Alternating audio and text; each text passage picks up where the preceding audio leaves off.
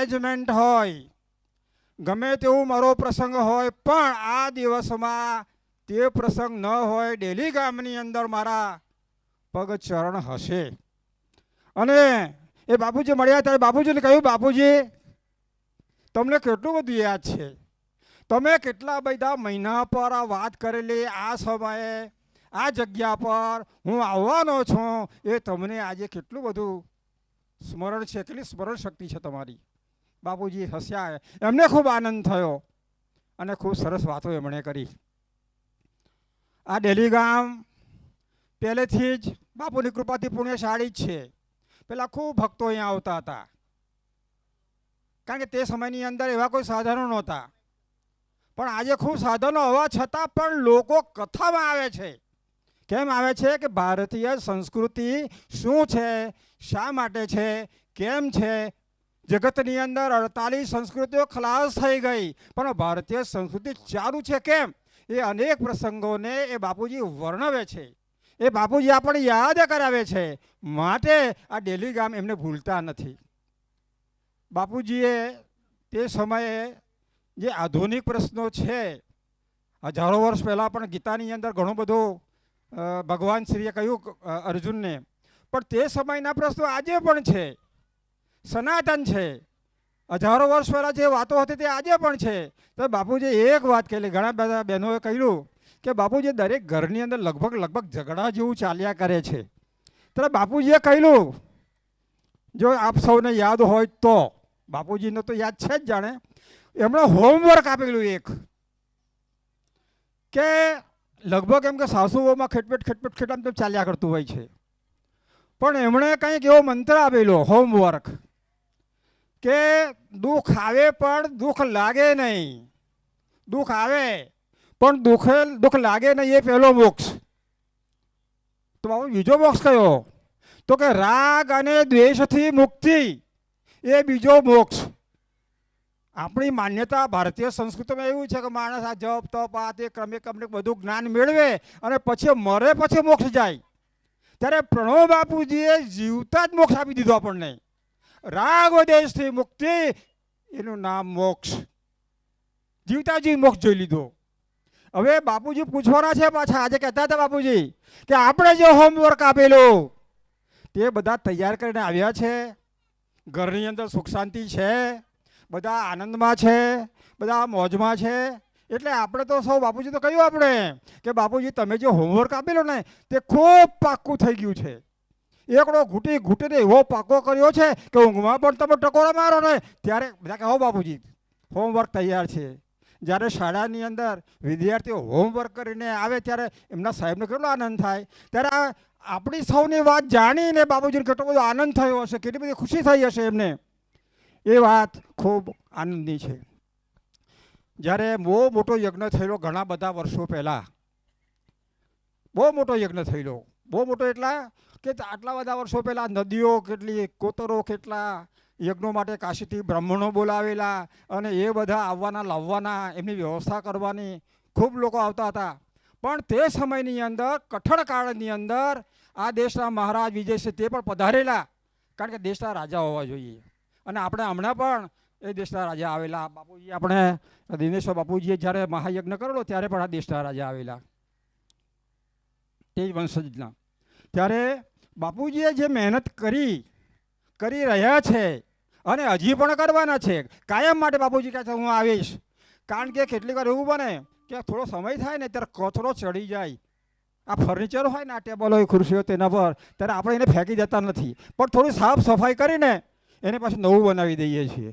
એટલે બાપુજીમાં પાછા 4-6 મહિને આવ્યા, થોડો ઘણો કચરો હશે, થોડું ઘણું ભૂલચૂક થઈ ગશે, કોઈ ભૂલી ગયું છે, કોઈ યાદ નહીં હોય, તો બાપુજી પાછા યાદ કરવા માટે આવ્યા છે કે સૌ કોઈ ભૂલે નહીં, સૌને આનંદ થાય અને ખૂબ ખુશી તે રહે અને પોતાના કુટુંબની અંદર બધા ખૂબ સારી રીતે રહે.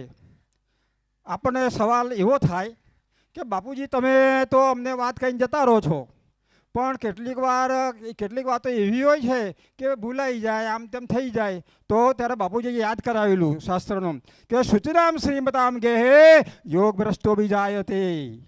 જ્યાંથી બાકી છે, અર્જુનને કહે છે ભગવાન કે જ્યાંથી બાકી છે ત્યાંથી આગળ ચાલશે. છોકરો નવું ચોપડી ભણ્યો હોય ને પાછો ભણવા જાય ત્યારે 10મી બેસાય પણ 8મી નહીં બેસાડે.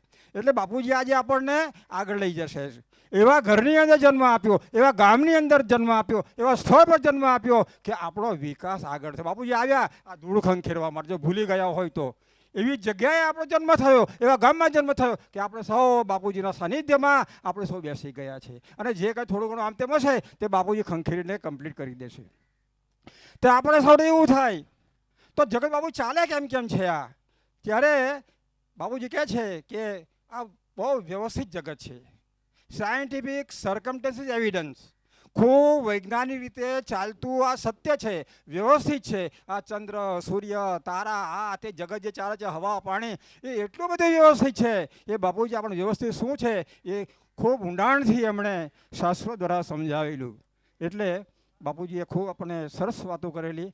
આ વખતે પણ સરસ વાતો કરવાના છે, પણ બાપુજીનું કહેવું એક જ છે કે આ કાનથી સાંભળીને બીજા કાન પર કાઢીને ન નાખતા આપણે થોડું એનું સંસ્મરણ કરીએ, થોડું યાદ રાખીએ, થોડુંક ઘોડીએ અંદર સતત. જેમ પેલી ભાઈ પાણી પહેલાં તો, હવે તો એવું નથી જાણે, પણ પહેલાં એવું હતું, ભાઈ પાણી ભરવા જાય તે ઉપર એક દેગડો હોય, બીજો દેગડો હોય, બગલમાં પણ એ સાધન હોય પાણીનું, સાથે એનું બાળક પણ હોય, ચાલતી હોય, ખાડા ટેકરા હોય, છતાં પોતાનું બેડું પડી ન જાય એનું ચિત્ત પેલા બેડામાં છે. એવી રીતે બાપુજી એ શીખવ્યું કે આપણને સોહમ, હું કોણ છું એ જાણો, હું ક્યાંથી આવ્યો છું એ જાણો, હું ક્યાં જવાનો છું એ જાણો. એ જો જાણીશું તો નો થાઈ સેલ્ફ, શાસ્ત્રનો સાર આવી જાય.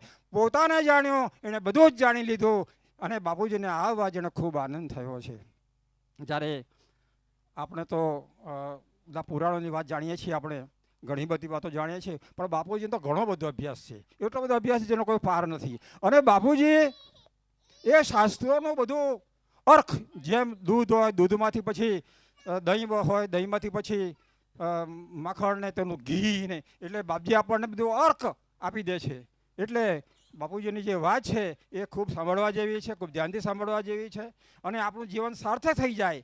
જ્યારે હું માણસ છું, માણસ તરીકે હું અહીં આવ્યો છું, ત્યારે મારા માણસનું, હું મનુષ્ય તરીકે મારું કર્તવ્ય શું છે? હું માણસ તરીકે જન્મ્યો તો પેલો આહાર, નિદ્રા, ભય અને મૈથુન, જેમ પેલો પશુ હોય અને માણસ હોય, એમાં બંનેમાં કઈ ફરક છે. એ કયો ફરક છે એ બાપુજી ખૂબ સરસ રીતે સમજાવે છે. નહીં તો પેલો પશુ પણ ખાય છે, માણસ પણ ખાય છે, પશુ પણ ઊંઘે છે, માણસ પણ ઊંઘે છે, તો ફરક ક્યાં? તો બાપુજી કહે છે બુદ્ધિ અને વિચાર. એ માણસ, મારે કથામાં જવું છે એ માણસ વિચારી શકે, એ પશુ વિચારી શકતું નથી.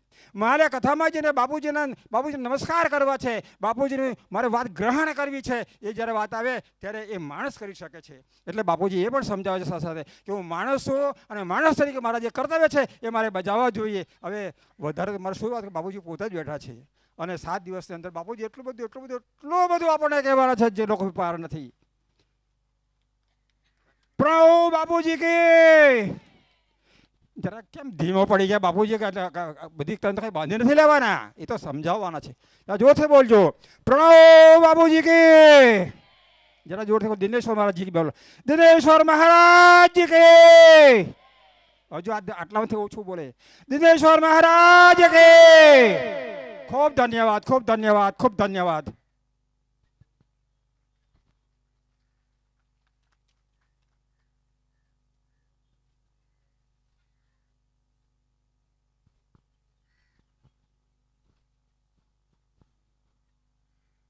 सभी को जय श्री राम। अभी नेमीचंद भाई ने बहुत अच्छा सत्संग 2 मिनट किया, बहुत बढ़िया। प्रणब भाई महाराज के बारे में और भी इनकी जो पहले अपने जगह हुए जो उसके बारे में बहुत अच्छी बातें की। और अभी आ जाए विश्वकर्मा भगवान की कथा का सप्ताह, मतलब तो विश्वकर्मा क्या कि दुनिया में जो भी निर्माण होते हैं वो विश्वकर्मा, मतलब तो ऐसे ही एक बार देवताओं के राजा थे इंद्र। इंद्र थे तो वो जैसे राजा होता था उसको तो घमंड होता ही है कि हमारे लिए कोई अच्छा मकान बनाए, अच्छा रहने का बनाए, अच्छा सुविधा हो। तो उन्होंने मकान बना दिया।